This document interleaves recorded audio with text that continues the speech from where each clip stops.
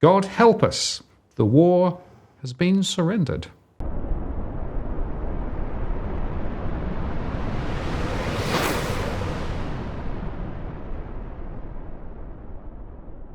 Martin North, John Adams, in the interest of the people. John, hello, welcome back. Another quick update because there's so much going on. Absolutely. What I find very interesting, Martin, is that we've been talking in our last few shows about, in terms of this big choice that central banks have to make between inflation and deflation. And ultimately, I am of the view that they will surrender to inflation. But what I am staggered by is how quickly they've all capitulated. So even from our last show, so we're recording here on Sunday morning in terms of New South Wales time, and the more central banks have conceded the fight to inflation. Now, they haven't done it through their actions yet, but they've done it largely through their words. And ultimately when push comes to shove, that the war on inflation has been lost. And this has huge implications for our viewers and for you and I and the world at large. And so today we're going to give our viewers another quick update as to what's happened in the last 3 days and why it's significant to understand in terms of where the economy is at today, but also as we go forward. Well, there's a little phrase from the world of banking where words and figures differ. They used to refer that for checks, right, where you used to write out in words the name on the size of the money on the check, and then also put the figures, and sometimes they differ. That's what I feel about central banks at the moment. They're sort of saying one thing over here, but actually over there things are a bit different, right? And this is really the heart of the problem, isn't it? That effectively you've got inflation over there, you've got liquidity problems over there, and all the other issues, and they're stuck. Exactly. Now, 2 shows ago, we talked about inflation risk, liquidity risk, and credit risk. So let's just put that slide back up on the screen. Now, we're not going to go back and explain those concepts again. So I think you said off camera, Martin, that some of our audience may not fully understand what liquidity risk means. Yep. If anyone's slightly confused by what we mean by these terms, it's easy. Just go on Google and just type in liquidity risk, credit risk, inflation risk, and you'll get some more detailed information about that. But it's critical that our viewers understand about what these concepts mean, because these concepts are really driving the decision-making framework for central banks. Now, just very quickly, liquidity basically means can you buy and sell what you want to do when you want to do it, right? And when liquidity dries up, it means that sometimes you have problems in trying to actually buy or sell whatever it is, right? And you can have liquidity in lots of different markets.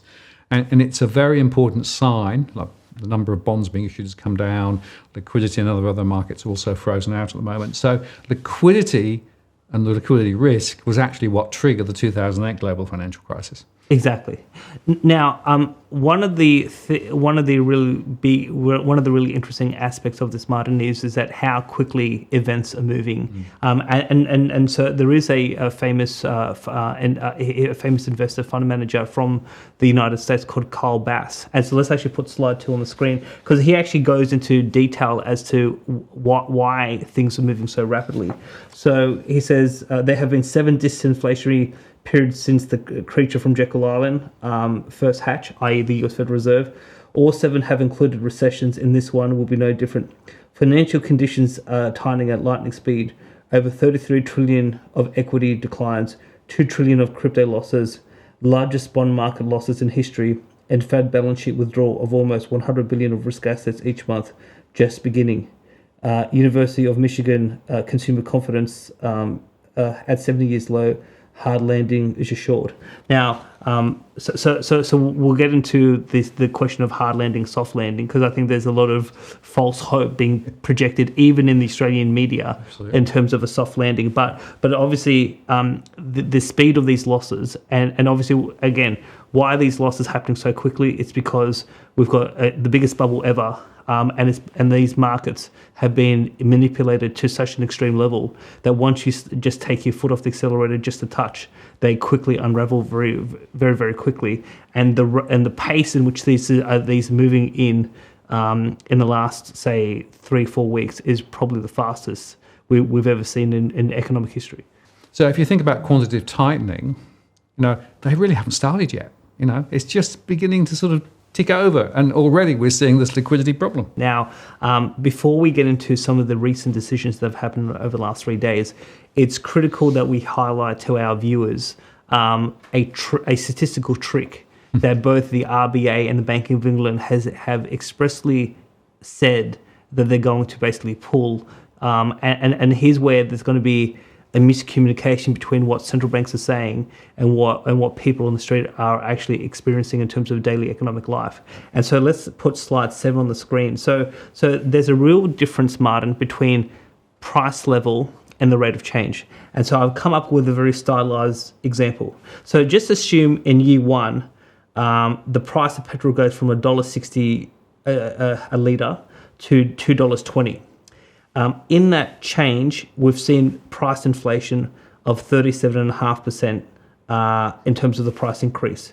Now, assume in year 2, the price goes from $2.20 to $2.25. Well, in year 2, price inflation is only at 2.3%. Now, in previous shows, you and I have said, and perhaps I'm of the more stronger view, is that inflation is not rising prices. True inflation, if you go back to the pre-Keynes, so late 19th century, early 20th century definition, inflation is the increase in the money supply. The consequence of that is rising prices. But the way governments and central banks and statistical agencies measure inflation is they're measuring the rate of change of consumer prices.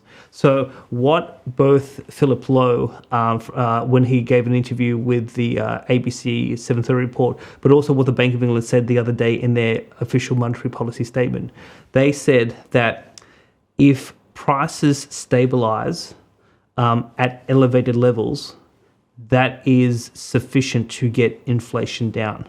Now, so for example, in this example that we've just presented, so if prices stayed around $2.20, $2.25 a litre, that would be satisfactory for the RBA or any other central bank to meet their inflation objective. But that's completely different to whether people can actually afford to pay petrol at that elevated price. And so when you measure financial stress, mortgage stress, rental stress, you're not looking at the rate of change of price. You're looking at how much cash is the household obtaining and what price they are paying to meet all of their obligations, and is the cash sufficient to meet those obligations. So we could well see a situation where the price of petrol may stabilise at $2.20 in Australia. And I picked $2.20 because I just filled up my tank the other day, and I was roughly paying around $2.10, $2.15 a litre. So if in the next, say, 12 months, the price has stabilised at $2.20, now for a lot of households, that is going to be a massive financial impost, and that is going to entrench stress and cost of living pressures.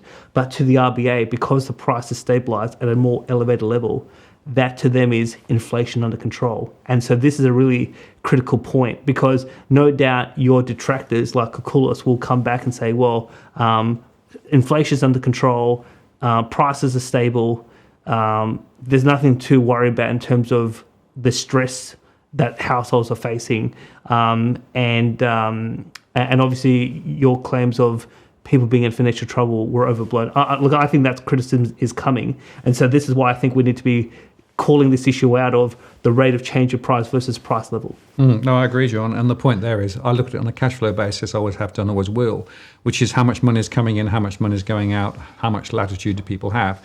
And it's interesting that there was some research done in the UK relating to household budgets there, and they highlighted the same problem, that the costs have got up and they stay up, right? So more people are getting into difficulty, and some people are having to pare back what they're buying in terms of food and missing out on meals and all those sorts of things.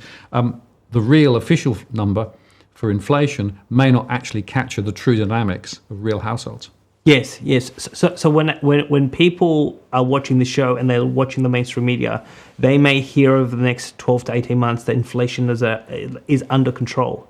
Now, if you hear that doesn't mean that prices have come down. That just means that prices are not growing to the extent that they were growing over the last, say, 6 months. Yep. And that's a very key difference in terms of what does that mean for your financial position. Yeah, and it's the old base effect again, right? So you have a big rise, and then that works out, so it drops off a year later, and then suddenly it comes down again. But actually, the prices can still be very, very high. So actually, it's misleading. Exactly. Okay, Martin, so just to bring this conversation to a close, we are seeing the most rapid unwinding of this bubble in the course of economic history. And so this is causing all sorts of liquidity and credit problems, particularly in terms of the crypto market. Now, this is scaring policymakers because of what the implications are for the financial system and financial stability. And so even though some of these central banks are giving a very positive upfront, bravado, we're going to fight inflation, my view is that we've seen, in their own little subtle way, a complete capitulation to inflation.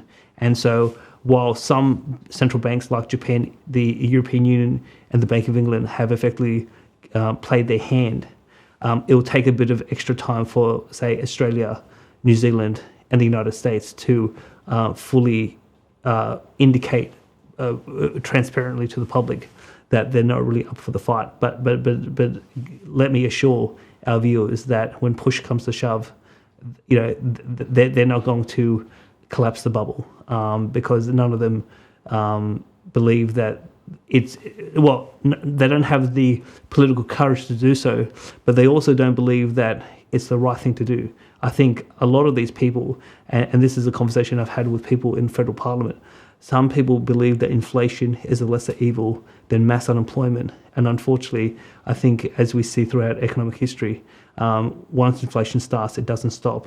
Whereas if you go into a depression, depressions don't last forever. You can actually recover quickly from a depression. And I would revert back to some of our previous shows about the depression that happened in 1921 in the United States, the forgotten depression. So you can go through a depression and come out within 12 to 18 months and have a robust economy, even though that 12 to 18 months will be horrendous for millions of people. But you can recover from a depression. You can't really recover from runaway inflation because ultimately the currency collapses, and then you've got to reestablish the currency, but that obviously has long-lasting effects in terms of the population. So there's a lot that our audience needs to get on top of, and inflation doesn't just impact mortgage holders. And obviously, the last couple of weeks in Australia, there's been a lot of commentary about the household sector. Inflation affects everyone, and people need to buckle up and get prepared for what does it mean to live in a high inflation economy. John, it's worth, I think, reflecting on central banks in 2008, through the global financial crisis, started to do stuff, never really fixed the problem, tried to keep things going and going and going and going and going, right? And here we are, many years later, still with the same issues. They have not proven their mettle to really take those serious decisions to solve issues. It's about trying to keep everything just going along. And what you're saying is they're going to do the same again. Exactly.